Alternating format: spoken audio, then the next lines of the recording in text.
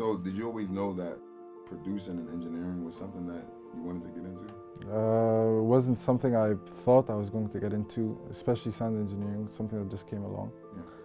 But producing was something over time, because I just loved music, so I just thought, why not create something that's mine? And but I didn't know it was hand in hand, or I didn't know this was where I was supposed to go. Like, it just happened that people relied on me when I recorded them, or when I started doing like So mixes like for more them. savvy, more tech savvy. Yeah, like I was more technical, and I thought like I could actually like give something back to people, like to their music. So why not do it myself? You know? Right. So you work with two of the producers you were telling me Yeah, earlier. Ace and Aswad. Yeah, it must bring a unique dynamic, right? Yeah, so of course. how does the collaboration enhance your creative process? Honestly, when I was young, I used to be such an isolated person. I used to think that the best thing would come out just me being isolated, but then music was never meant to be created alone. You're meant to be with other people. At least if you're not creating on the go, you're with people around the studio. You could get like creative ideas from your friend.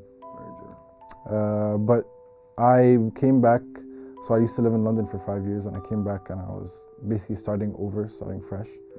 So I needed to actually get a place where I'm comfortable enough to work like the way I like to work, you know. It's always a spot for you, somewhere that you could get people to come over and record and be themselves. Even like the studio's not your crunch on time, no. It's just so when I met these guys, it was after I served in the army. I just came I was a year and a half, and midway through in the Egyptian army, after I finished my my military segment in my life, I met them midway, and we were basically decided like our visions match, our vibes match. We know how to create something unique, and for some odd reason, God just told me, take this leap of faith. Like you don't always have to do it alone. So that's what I did.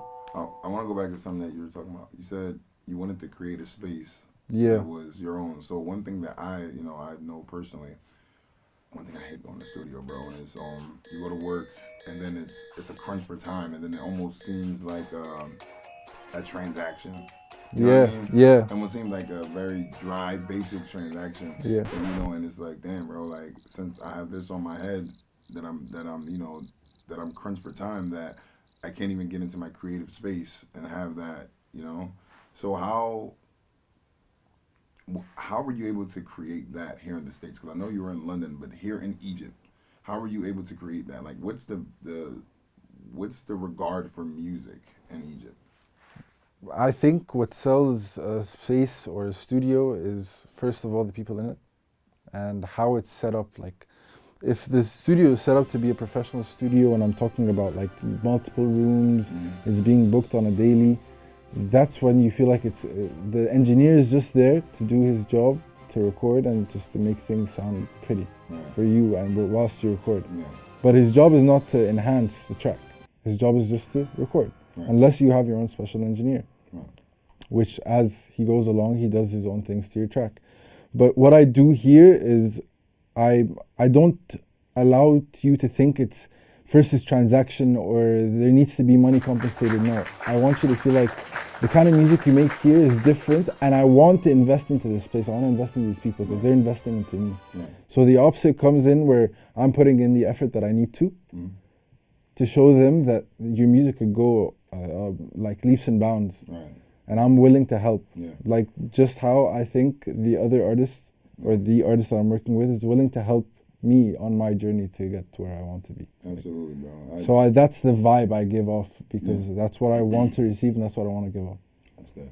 That's good, because me personally, I feel like, it's, you have the artist in the studio, right? Then you have the producer, if you're not the producer that made the sound that you're working on. And then you have the engineer.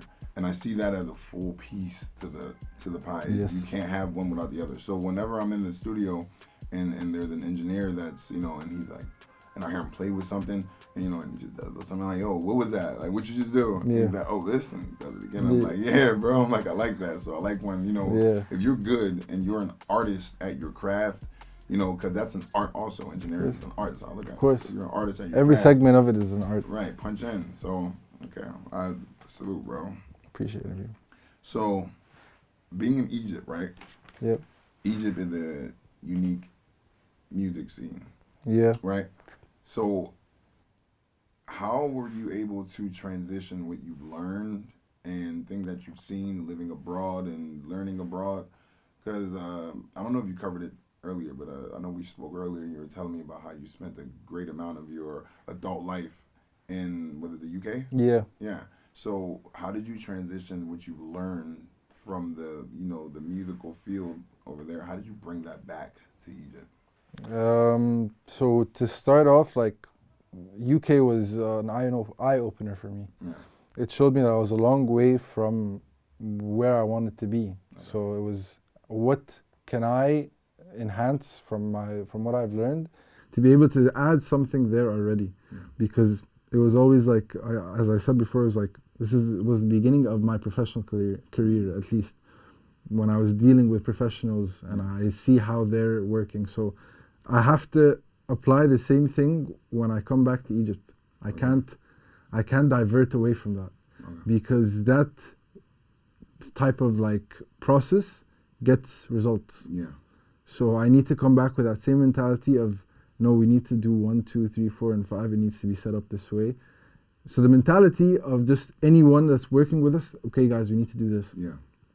This is how it needs to be handled. Mm. The type of music that I needed to come back to was, obviously took me years and years just to pick pieces apart, find what suits me, find what I could offer. Yeah. But by the time I came back to Egypt, I felt like I just needed to be in that space so I could experiment with what's already being built up here too. So there was a big scene, or there still is a big scene from the older generations up till now. Now we got the rap scene. So it was what we could do to enhance. How long that. has the rap scene been? Like 9, 10 years, maybe even more. Like, So, but I like mean, there was old school rap and so there's old school Egyptian. yeah, there was, yeah. There like- still is actually. So like you're telling me, you know, I'm from the States, and when I came to visit, that's when I heard when I came to visit like a year ago, but I went to visit Saudi Arabia, and then I heard this one rapper, and I'm like, yo, wow, I like this guy the most. And Yeah. Wags, and they told me he's from Egypt, Yeah. and I'm like, okay, that's when I found out There was something rap going on scene. here, yeah. The rap scene at all, like, outside of the States, you know, we Yeah. just started to hear about a rap scene in London and the UK, Yeah, and you know. it's globalizing. Yeah, that's the point, regardless, yeah. regardless if I'm a fan or not, Yeah. you know, it's a rap scene out there, and I'm like, okay, so the rap scene outside of the States, you Yeah. know? Yeah. No, but like to speak more about the scene, it's still being cultivated. Yeah. Like to this day, I'm like every single part of it, from music making to writing to doing visuals to marketing to media coverage to, it's all just being built. There's still a huge amount of work that needs to be done. Yeah. So that actually gave me a lot more reason to stay, because I could make a bigger print Yeah. and impact on the scene, and I could have it globalized to the world. Right. That's at the end, if where you're coming from, you want to like showcase it. Yeah. So I think that's what Absolutely. the ultimate goal. Nice. Okay, let's go into this. So, what I like to do on this platform is, if somebody was looking to get into the field that they're watching, I want them to get a realistic view of what it's like. So can you give us a realistic view on what it would be like? Let's say someone's starting off financial-wise. If someone's like, hey, look, Yeah. I want to go full on and I want to start a studio. I want to be an engineer. What is there, like, what do they have to look forward to depending on what they started with financially? Okay, so if I could be supremely honest right now, I'd say you don't need anything. You just need a laptop. Yeah. If I'm going to talk about where you're starting, you could make music, right? You could record all through your laptop. All you need is just a couple $100 to get an interface, a microphone, and like studio monitors if you don't want to use headphones. But in general, this is what's actually being sold the past couple of years. It's how accessible now recording is to the average person. 20, 30 years ago, you'd have to book a mega studio just to record a song. Like, this is how the world has evolved. Right. So when you're talking about how to start, no, you could start by just having a laptop. See if you want to start engineering or producing. That if we're engineering, then you have to understand, I need to hear, and I need to work with a lot of people to experiment, to try it out. You can't experiment just by trying out on your own music. Yeah. Because at the end of the day, you're an engineer. Right. You're going to be working with a variety of different artists. Okay. Even if it's in the same genre or similar genres, but you're gonna have to experiment. So what I'm saying is the return. Say if you're looking at it from a business. Business. Say a guy walks out, right? Yeah. He tells his wife, "Look, babe, I've always wanted to be an engineer. I'm gonna go chase that. I'm gonna go do it. And I'm quitting my day job at the supermarket, right?" Yeah. What does he have to look from your point of view? What does he have to look forward to in his return of investment into that few $100 that he put into the software?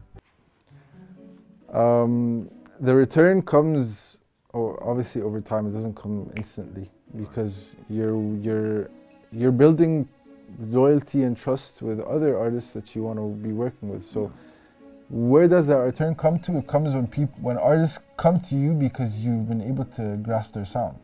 And when that comes, obviously the financials come with it, because the first one, like recently I did a mix for someone and it was the first time. He was trying me out. And because I did a good job, he requested I do more. Right. So that's basically how you go from one point to the other, by showcase or by showing what the end result of their song could be once you put your touch to it. Okay. And that in itself is a return, because word of mouth goes, oh, who mixed your song? Yeah. Oh, who did this for you?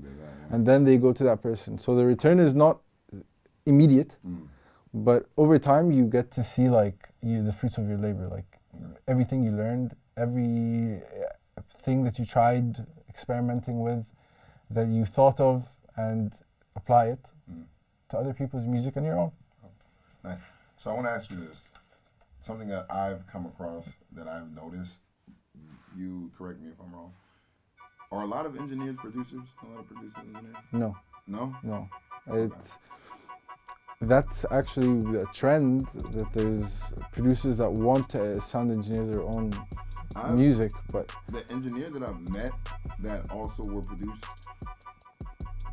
the few that I've met, I don't, and unless the ones that were also trying to produce didn't tell me because they knew they probably wasn't for them. Yeah. But I've met about 2 or 3 of them, and they're the producer engineer has a balance that's able to work for both. Like, you can have a great producer, but he doesn't know how to sound engineer, and you could have a sound engineer that doesn't have any relation to production. All he hears is, how do I balance what's in front of me? Yeah. So what I was saying, like, the most difficult part is being able to get your ideas across to actual like musical notes, to turn it into music. Okay. So that's the most difficult part, and even for a sound engineer is how to make all of that sound balanced and well mixed, and the voices are clear and they cut through. The drums punch. There's a lot of like knowledge and experience you need to go through, and my key word here is experimentation. Even the way you're explaining it, I mean, I'll be honest, I personally, I mean, I tend not to get personal with myself in the interviews, but I personally am a big fan of your work. Like, I'm a big fan of your production and your engineering. Appreciate it. So it's like, even as you're explaining it, you're passionate about it, and as you're talking about it, it's like it's as if you're talking about your brainchild, which you worked on, Well, so it's something that I said to myself, like, if I want to make it, there's no point of me going 50 or 60%. Like, the idea thought process is, how can I do it? So how can I be self-sufficient?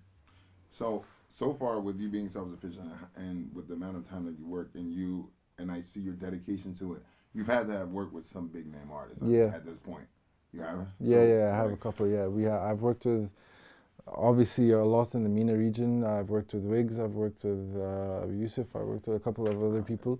The artist that the one that I know and I think is lit. Like we have a good relationship with most of the people, and we try to build on what they've already done. So we've also worked with Nigerians, we've worked with British artists, we've worked with in the States. Yeah. Obviously there's a lot of names, but the idea is how we could actually get them to look at our region. Yeah. Because we have a culture that is basically untapped. Yeah. To the newer generation. Yeah. It's untapped, and when they actually hear what kind of music we make, it blows them away. Like even the 2-3 years that I was actually in the UK scene, they were blown away by something I look at today. I'm like, that was crap. Like that wasn't the best. But when I look back and I'm like, what I had to go through to actually understand what's lit and what's not, you know. So, beyond the beats that you create for others, do you ever get into your own personal projects? Do you create anything for your? Yeah, I'm actually a singer. I sing an R&B, pop, Afro. I try to like diversify a bit, not just put myself in one space, because obviously as a producer too, like I can do multiple different aspects and different genres, and I love actually doing it for other people. But when I do something for myself, I'm very like specific about what I want to sound and how I want these things to come out, because it's that vibe. Okay, what am I going to add to that? How am I going to bring out something, even when I'm writing for myself or when I'm thinking of melodies? How could I make this different? How could I feel like this is something I could listen to in 10 years? Yeah. This is something I could listen to 15 years. Obviously, when I look back at my music, I'm like, this was great at that time. But what can I do better? Yeah. What can I get the listener to be like, this is crazy. Like I wanna know what this guy was doing and what he's doing now. Like I'll be honest. So normally, if I had like an engineer that told me to do music, I'm like, I get a little bro. Serious, bro. I never really cared for an engineer too much that did music, because I'm like, bro, now I'm gonna record my song, and I don't know if this is what happens. And if he hears it, if he makes the same kind of music I make or same genre, he hears it, and then he might not go as hard as he should, because somehow he thinks he's competing with me, and he should be helping me to create what I'm trying to create. So I've come to find something special with you. With the engineering and the production, I'm like, okay, A1, top notch. And then I had a chance to briefly check out some of your music. I'm going to get more into it. And I was like, yo, bro, the good artist also. And then you put your work into the music. Yeah. So, I just wanted to give you, to commend you on that. Thank you, bro. Appreciate it. Absolutely, Appreciate bro. It. Thank you. And this next question I want to ask, right? When I hear about Egypt, I know about movies. Like, I know that I always hear in the Arab world, or that Egyptian movies are the Hollywood of the other country. Then and you go, when I went to Saudi Arabia, everyone's watching the Egyptian actors. They love the Egyptian actors. So how is it, like, where is music regarded in Egypt on a comparison to the movie world? Okay, so one thing we need to also state is Egypt in itself is a huge country. Like, you have a population, and our slang, or the way we speak, is the Arabic slang. Okay. So it's basically a version that most Arabs could understand, because it's simplified enough, and it's common between 100 million people. So where that comes in is where the movies have taken that culture and the amount of people, and it has developed into a full-blown, like how you said it, Hollywood. Because now you're being able to translate this to multiple places across the world, this region in itself. So, and especially the music, the movie scene is a huge industry, and you need something to be constantly ahead, to be constantly putting out the comedy movies, the drama, the thriller movies. It needs to be something worth. And the things we built in this industry especially was meant to last. Okay. So that's why it was able to like. Shit! Look at the pyramids. Yeah, and don't get me wrong, like ago. there's still a lot of work. Like I'm not gonna say this is the best, but we have a lot of talent, and we have people coming in to the country that will actually see our product, what we could offer. Right. So how does this actually relate to the music scene in terms of where it's at? The music scene also in Egypt was always the number one in the region. Okay. Like if you talk about the top 3 artists, maybe 2 of them are Egyptians. Okay, so in the region it's still. Yeah, it's still just because within Egypt, just because it's relatable to the entire region. Okay. Sometimes it's more difficult for a Saudi song or an Iraqi song, or you'd say now it's a lot more globalized, but back then it would have been much easier for artists to come to Egypt to get famous, and then they're automatically famous in the whole area. Ladies and gentlemen, my man. Thank you, bro, for having me. Thank you, bro, for coming on. Thank you. Thank you for inviting me here. Hopefully it's not the first time. It's gonna be a lot more. No, it is the first time. Hopefully it's not gonna be the first time. Hopefully It's not gonna be the last time. All right. So, thanks guys for joining us on Group Chat.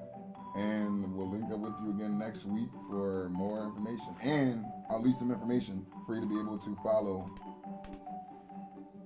He's gonna put some shit up there. Yeah, I will. Check out. I'll put a couple of links for you guys, and put comments, subscribe, share, do all that good stuff. I'm gonna post some news for the chicks that's I got a couple of things coming out, so be ready for that. You know